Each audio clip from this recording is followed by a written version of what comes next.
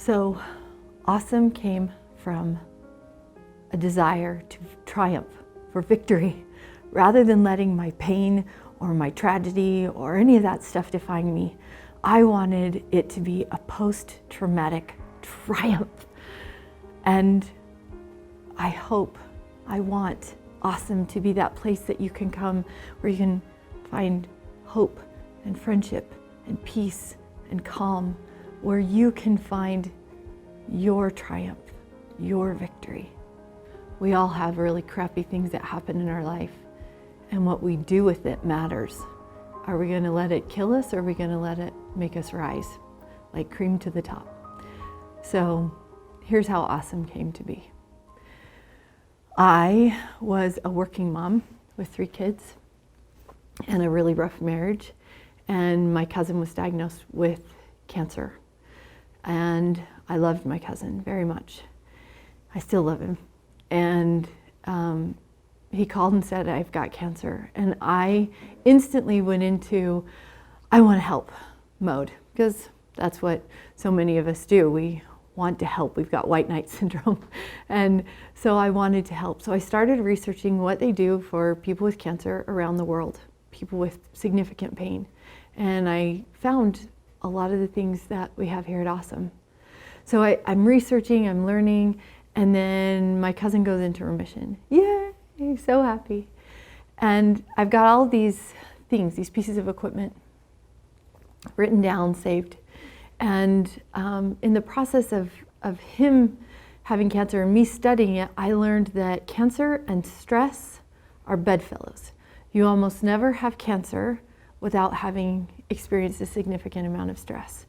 And because of where I was in my life, I was experiencing a significant amount of stress, and I thought, dang, I better do something about this for me.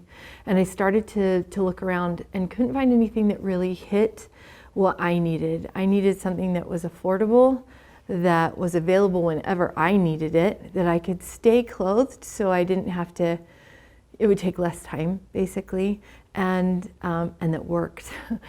And I couldn't find it. And so then life went on.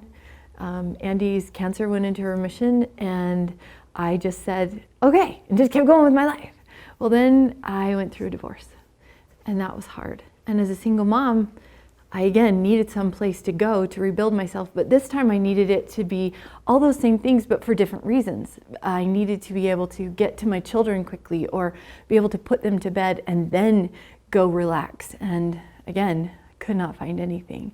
So I just kept going.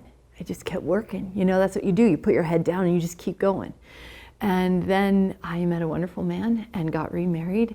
And we were blessed to be pregnant with a surprise baby really fast after we got married.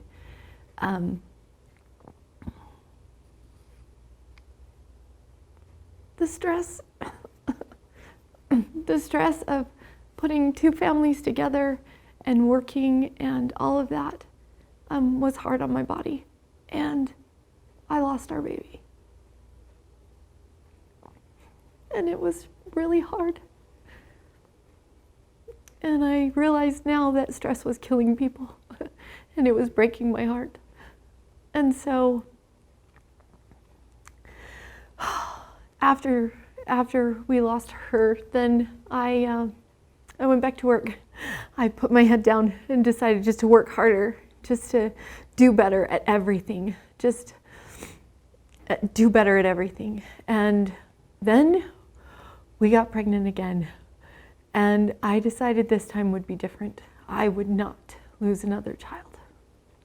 So decided to sell my photography studio, and I did, and that was awesome. And then I actually started to have some pretty serious complications with Rosemary, and I went on to bed rest. And during those 3 months of bed rest, I pulled out all of those notes, all of those things that I had learned, that I had studied, that I had looked up when Andy was so sick. And I started to go over it and review it. Well, after 3 months of bed rest and a lot of craziness, Rosemary was born healthy and strong and safe and sound. And I decided I need to do something. I need to do something to change the world. And so I wrote down all my ideas and I took them to my friend Sean. And I said, here's my business plan. And he said, that's not a business plan. That's 60 pages of info. And I said, great, but would you read it? And he did. And he called me with questions periodically. He was an investment guy, so he really understood numbers and money and that kind of thing. And he told me, you should do this. It's brilliant. And I said, great, I can't do it alone. It's going to be bigger than me because we need to change the world with this. And I asked him to be my partner. And he said yes. And so we started working on building Ahhhsome, and we couldn't get funding, we couldn't get anything because nobody knew what it was. It was just this thing in my head with words on a page, and they couldn't visualize it, they couldn't feel it, they couldn't see it. And so after a few years of trying, my husband is a special ed teacher, and the state of Idaho wasn't paying their teachers real well at the time, and so we took our family and moved to Evanston, Wyoming. And in Evanston, Wyoming, I felt sad. I felt hopeless. I felt like, crap, this is just never going to happen. And Sean said to me, no, this may be the answer.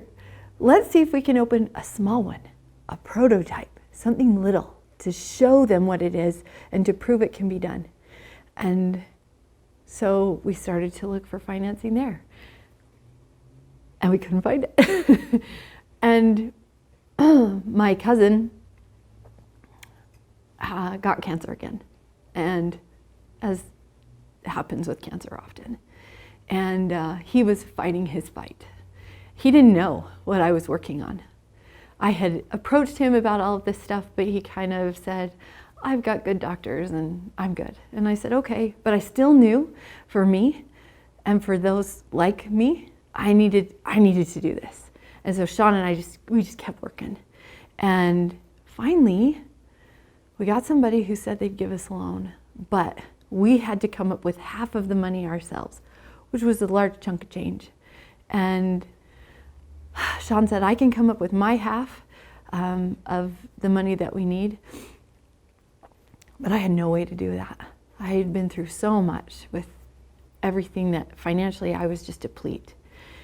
And a miracle happened. My cousin sent me a check in the mail for the exact amount that I needed. I got that check in the mail 2 days after the banks told us what it was we had to come up with.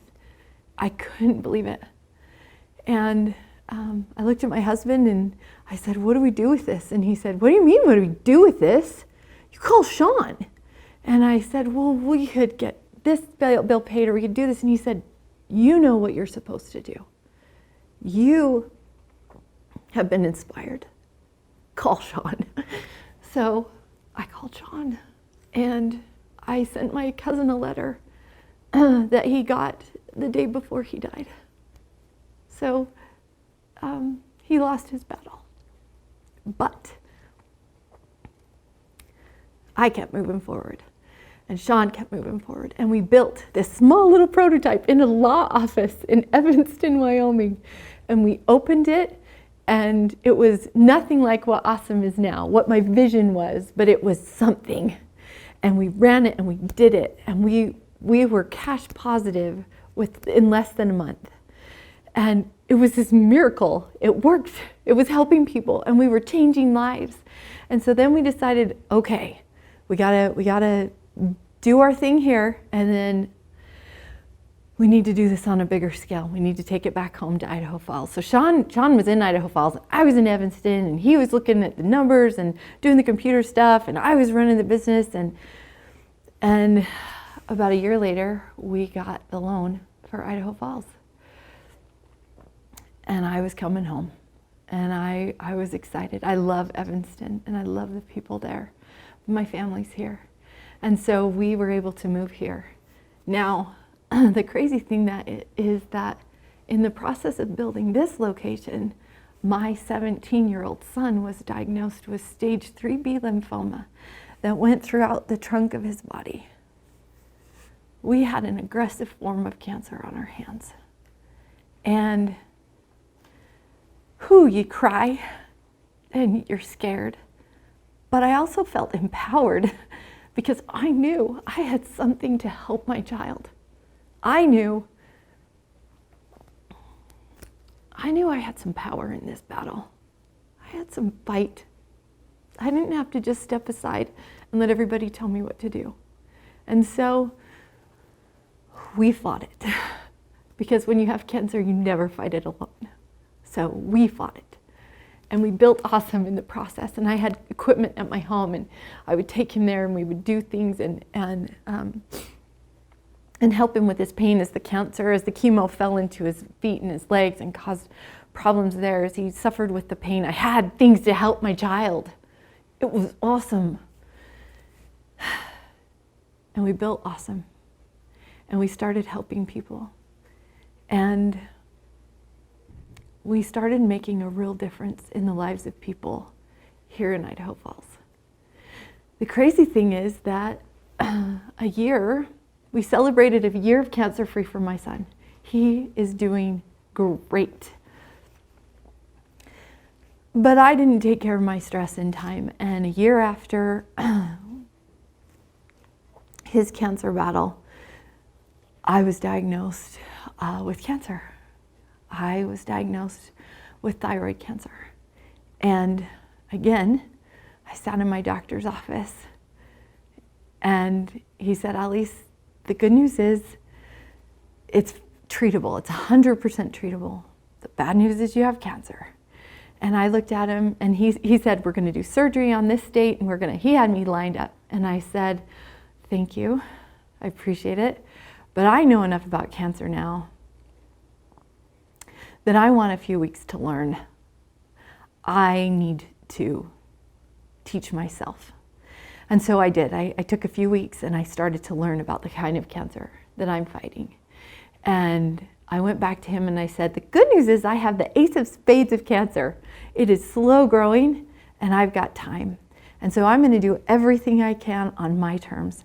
And I want you to monitor me, if you will, and we'll do tests periodically, and I want to see if I can beat this thing on my own. And that was almost 2 years ago. And I am fighting it. I still have my thyroid, and I'm getting healthier and stronger, and I use all the things here, and I use nutrition, and I'm getting my stress level down, and I'm not alone.